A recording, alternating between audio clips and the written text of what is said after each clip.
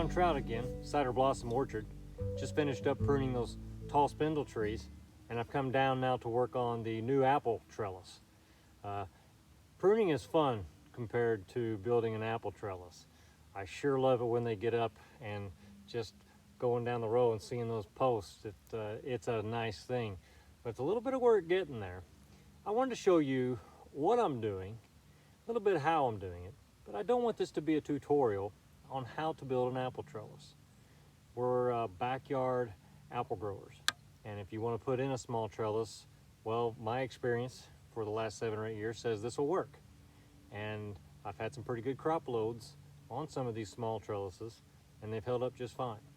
So I'm going to show you what I'm doing, a little bit how I'm doing it, and then maybe you could adjust if you want to put in a trellis on your property and do some things a little differently, maybe if it suits you.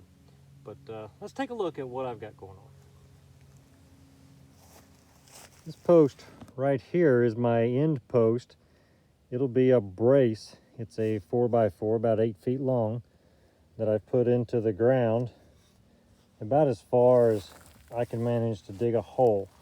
All of my holes are pretty much somewhere around 30 inches, simply because that's where I start to hit some real solid stuff down in the bottom.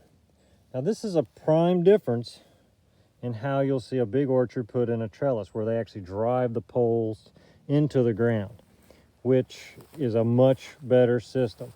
But most of us here at home don't have tractors that are capable of driving posts. So this is what I do. This is a 4x6, and it is essentially the end post for the trellis. And these will be concreted in, which adds a measure of stability. I like using the concrete. So I've got, this is about 10 feet between the brace and the end post. And you can see how I've got them leaned back just a little bit, because as I tighten these up and put tension on them, they're going to tend to want to pull to the left. Well, you lean them back a little bit, so you've got a lot of room to pull on that post. That's, it may seem elementary, but I had to learn that lesson the hard way. I didn't do that my first time around. Here's a 12-foot 4x4 that will be going in this afternoon. And another. My little golden delicious trees. Another 12-foot 4x4. Number 4 there. And then the last one that I'll be putting in, number 5. They will all be concreted in just a little bit. I'm excited to think I'll have that done today. I've been kind of dreading this job, but I wanted to get it finished before spring got here. Here is the opposite end of the trellis, another 4x6 down in there about 30 inches. And you know, the big commercial operations will actually drive them down about 4 feet, which is tremendous, but I simply don't have a means to do that.